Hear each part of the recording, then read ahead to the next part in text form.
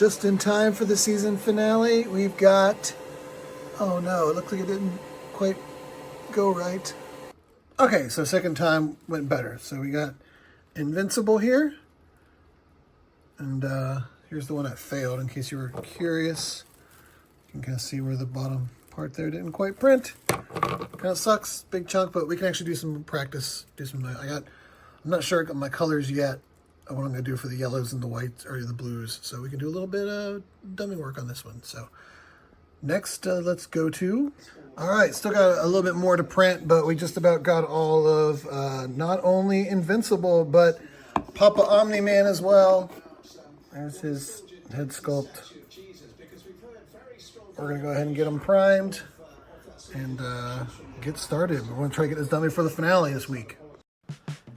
And here we are getting started with the boots in this blue, and you'll notice that I'm brushing this on. This is a Games Workshop blue, which their paints tend to be really thick, but it's also kind of nice because if you just put it on the wet palette, like just take your brush out of the pot, put it on the wet palette, and like kind of spread it out a little bit, thins it out quite a lot to where you can brush it on, and it goes on pretty clean without a lot of strokes.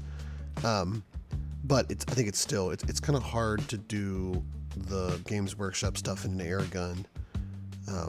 Just the way it's in the pot and the way I don't know, it's kind of tricky. The Vallejos work much better for getting them in an air gun. So I decided to just brush this on. There's also a lot going on this body. So I don't know, for whatever reason, sometimes I just like to just brush it. I don't know if it's just because, you're getting your airbrush and you got to clean it and it's a whole lot to do the airbrush. So if I can brush something on, it'll look okay. I tend to kind of just like having something on the TV and sit there and do some brushing. So wrapping up the blue, and now we're just going over the black. It is primered black, but like you've seen in a lot of my other ones, I still like to take the Black Templar contrast paint and go over that primer. It just kind of dulls it up and makes it look more uniform. Sometimes with primer you get kind of like wet looking patches, so it just kind of binds all that together. I'm doing the same thing to Mark's hair here, just kind of putting that over. So this is this Corax white I have, which is like a really like white that I like. I thought about trying to brush it on Nolan's back here, so I just did a little testing on his back, but it was way too streaky. White shows streaks so much, and it's really hard to get it to cover. So we're going to use that cold white through the airbrush. But here first, I'm showing this mix here of this buff and this highlight from my flesh tone set, and that's kind of my base flesh that I'm putting down on Nolan and Mark. That I am just going to do an airbrush. With faces, you always kind of like to do that because it's the face, so you want it to look as clean as possible. So putting that down there first, and then we're going to do some other things to it.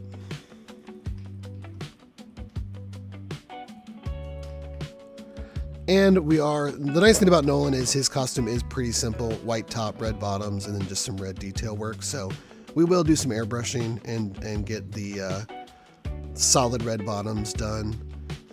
The other thing too is because he's so muscular, like the model itself, the file is so sculpted with muscles. The cool thing about airbrushing is that it just doesn't capture in some areas. Like I'm kind of fine if some of the blacks kind of show through because it's kind of giving you some free shading. So if you can see the angle I'm doing, it's almost like we're doing I can't think of what you call it now with the white when you usually do zenithal. It's almost like we're doing a zenithal with the reds there. On the legs. And here I always have trouble with clogging when I try to do like multiple pots of red. So you can see on my hand here, I was getting all kinds of clogs and splutters on my airbrush. I still can't really find it. I feel like I either thin it way too much and then it comes out watery and dotty and drippy, or I'm constantly getting clogs. I just can't seem to get it right. And that's one of the reasons that if I can brush, I like to brush. But this being a giant cape with a lot going on, of course we want to airbrush it because it would look pretty terrible trying to brush all that. So we got it done. It's always kind of weird doing those capes too because the way they fall is kind of weird. And some excellent framing here. It's not a Zez Studios video without some fantastic framing of me doing the white on the Nolan's top, on Omni-Man's top here. Nice shot of my hand just blocking the body.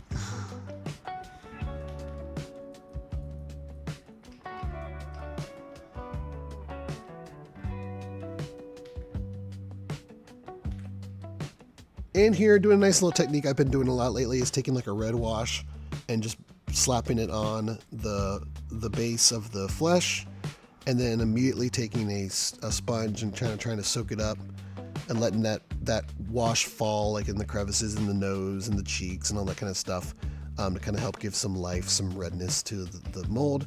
As you can see here though, one of my biggest problems is I'm not very patient, and it actually pulled up some of the paint, the base layer. And then not learning my lesson, I also did it to Mark as well. His was a little bit better, and it didn't pull any up, but I did this right after I just screwed up the Nolan one, so I obviously don't really learn my lessons, but this one turned out okay. So now I got to come in with a brush of my mix here, and I just watered it down a little bit to kind of create like a glaze, so hopefully the brushes, it would just kind of merge in. And it worked pretty good. It covered up those areas that got pulled up by the sponge, but didn't add any streaking to the base layer. So just kind of created a glaze and just put it on there, and it worked. On the base, there is some metal sticking out because this is like rubble from, I don't know, I guess they're fight, but they're kind of standing together, but whatever.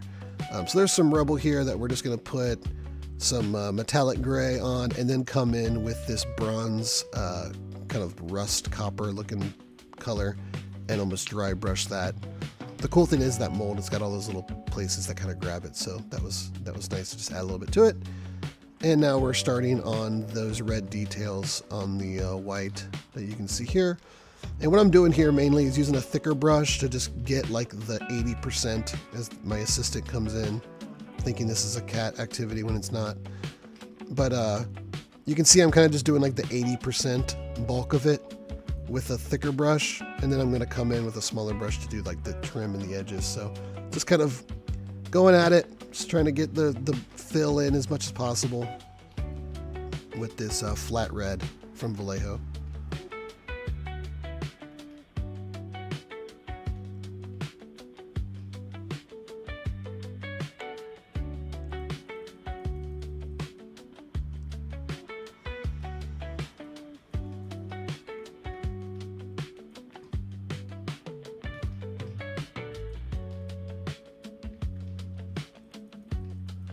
And now you can see I'm coming in with one of my thinner brushes. I think this is like a 0.5 or something like that.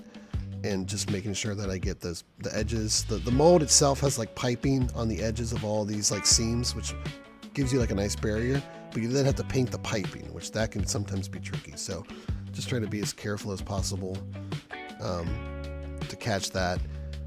I can always touch it up if I go over, but if you've got something that you're brushing and something that you airbrushed, you always want to overlap on the thing that you're brushing, because it's just easier to clean up. Sometimes if you airbrush something and then have to go in with a brush, it sticks out like a sore thumb, because your brain, like, you see the uniformness of the airbrush, and then all of a sudden it just doesn't fall the same way. You can like instantly pick out when there's like a brush over airbrushed area. So try to like leave yourself mess ups with the brush side, which is what I'm trying to do here. If I'm going to screw up, I want it to be on the brush side and I can come in later.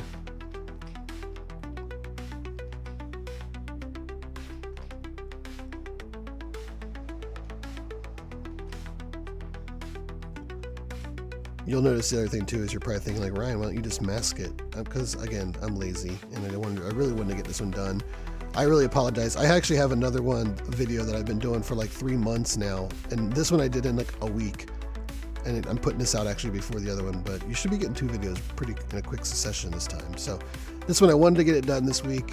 This whole project actually got done, printed and painted in about a week, which is pretty good considering how long it took me to do my Professor X, but it also helps when you're doing a smaller scale. So here we are doing Nolan's hair. You'll notice I'm doing all black just to give a nice base, and then we're going to come in later and do his iconic gray sides. It's because he's getting a little older. He's an older Viltrumite. And now we're doing the iconic mustache. Looking a little Freddie Mercury-like right now, but we'll get there. And then doing the eyebrows. You'll notice the eyebrows, you just want to do really small, like stabby brush strokes, because it's eyebrows. You don't want to just like swipe your brush across the eyebrow. Actually mimic like just like little dots, like real quick little hits, because it kind of grab the molding at the a lot of these model makers are, you know, they give you such good detail, so let that do the work for you when you can. Same here, he had really deep set eyes, so I kind of just need to get my brush in there and kind of let the paint fall into like the recessed area for the eye there. It was pretty clean. Now we're going to the gray sides, and again, I'm cool if some of that black shows through. It kind of gives it that salt and pepper look. And in the animation, of course, it's a solid gray on the sides, but this is kind of like somewhere in between animation and like a real life. So if a little bit of black shows through to give that like salt and pepper look, I'm fine with that. So we're just gonna kind of go over that. I don't think I captured it, but then I came in with a lighter gray as well over this and kind of dry brushed it over just to try to like add a little bit more definition, multiple different gray tints. And I'm putting just a very little bit in his mustache. Again, I know in the animation his mustache doesn't have any gray in it, but I feel like it would have a little bit in it, so we put just a little bit in there. Looking at the base here, it's kind of cool. You can see like the Invincible logo on both if you want to pose them separately. It looks like pipes sticking out, but if those pipes also serve as the connection points to kind of create the little diorama. So really nicely done. I think Zez Studios on this. Really well done. But now we're going to do our traditional slapping a ton of gray onto the rock part of the base. This I'm actually using that Nolan hair, what was left over on my wet palette. Just don't want to waste any paint, so we're just going to throw as much of that on here as we can, and then we're going to go into our cheaper like craft store paints that we typically use when we're doing bases and stuff. I really don't mind globbing it on when I'm using like the Walmart like 50-cent paints, those acrylics. Those work good for just bases and globbing on stuff. So we're gonna do that, and then we are gonna switch over to a lighter gray and dry brush on this lighter gray, just so the rock gets some definition. And there is some metal sticking out, the same metal that we saw we painted earlier. So we're just kind of painting that to match with a mixture of like metallic gray and that kind of rust copper color. And then there's like this pipe that's sticking out of it. So I got kind of like a hull red to kind of give it like a clay pipe look. I don't know, I feel like old pipes that are in cities are kind of like that clay. So I just put that on there and add a little color to it. Here's something where trying to paint flames for the first time. I haven't really painted flames like this before. And props to, let me find it, Tale of the Painters for this reference image here, which I kind of used as my guiding light as kind of how to paint it. So we started with like a almost white right at the base of the flame, and then tried to blend in an orange, and then kind of to our red, and then working into like a dark smoky top. So again, I didn't really feel like switching out my airbrush with like 5 different colors. So I just decided to just try to kind of wet blend these if I kept them wet enough on the palette, and just kind of blended the areas to see how it looked. And I don't know, maybe not like the best thing I've done, but I think it served it fine for what the base looks like. You'll see it in a little bit towards the finished product, but you know, every job or every piece, I like to try to do something new and different. So this was kind of something new on this one. A lot of the other stuff I've done before. So painting some flames without doing like a clear resin, you know, just straight up on normal resin. Yeah, I think it turned out okay. I think it got the effect across.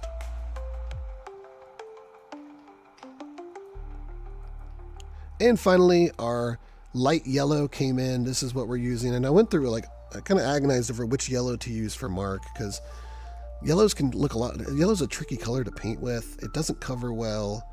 It can look kind of green. I also didn't want it to look mustard yellow. If you're looking at Mark, it's almost like a subdued yellow that he has on his costume. It's not like really, it's not like X-Men yellow. I gotta say, guys, I think I'm figuring out this face thing. I really feel like I'm getting dialed in on the tones and the flesh tones of like faces. I thought my Professor X, which I don't even think you guys have seen that video yet. I gotta get finished editing that one. Was good, but that might be, that's the best I've done. I think the shading and like the lips and everything. This is nice because I don't even have to do eyes, but dude, if you look back on some of my old videos, I've always struggled a little bit with like the face tones and them looking a little bit too pink or too orangey or whatever, but looking good. I still gotta do those eyes. So now I'm getting to that yellow. And again, this yellow, like I said, is also not going to cover very well.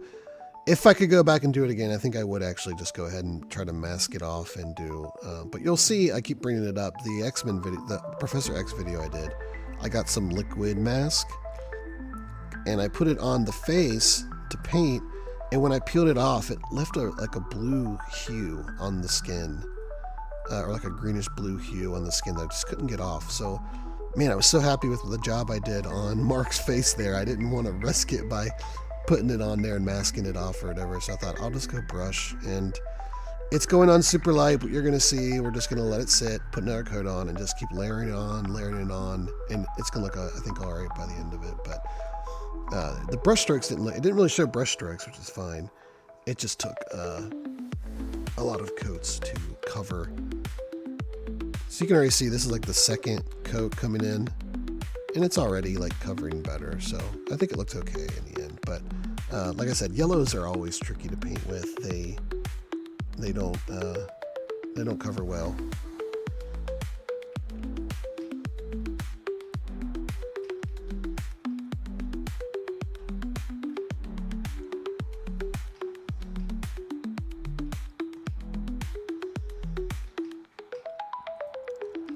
Going back to Nolan, and we're working on those eyes. I've got my thinnest tipped brush here. That's usually shaped pretty crisp. I like this one for my eyes. This is like my eyes brush. I don't think I really use it for anything else.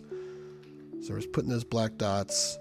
It's always the, I guess you would call that the left eye, if it's his eyes. For whatever reason, I guess because I'm right-handed, I always struggle to get, even if I turn it, like it just always feels weird. I can't quite get it right on that left eye. But here we're just putting the blue dots right in there. And I think they turned out okay. I think these might be some of my best eyes, especially on a smaller model, not on a, when I do the 1/6 scales, those are much easier to do eyes because just obviously you've got more space to work with. This is a trick I think I'm going to do. I really like. I grabbed an old needle from my old airbrush and just dabbed it in the black, and that way I could just get a pinpoint prick of black right at the pupil, right in the middle. That's one area that's got me in the past, is messing that up. And luckily, Mark just gets his silver eyes. I love you, Mark. Thank you for not having your eyes exposed. So we're going to use this liquid chrome that I really enjoyed using on my Thanos sculpture. We got it for that, and I love this stuff.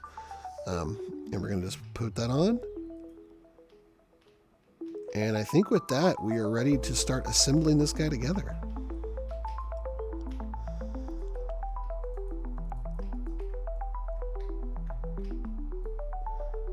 Again, some of the seams didn't quite, I get so sick of sand. I need to get one of those automatic sanding tools.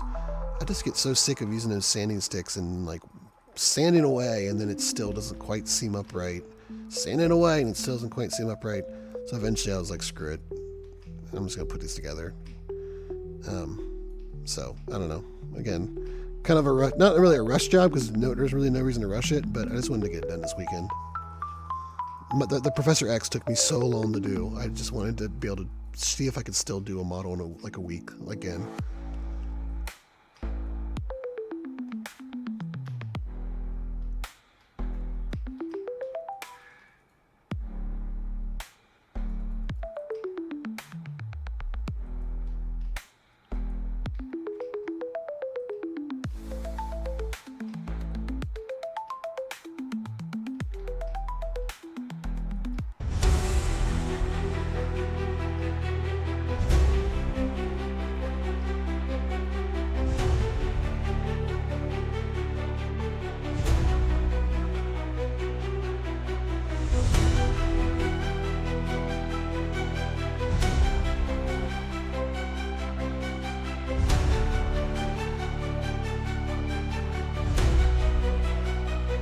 Let's check out the finished product.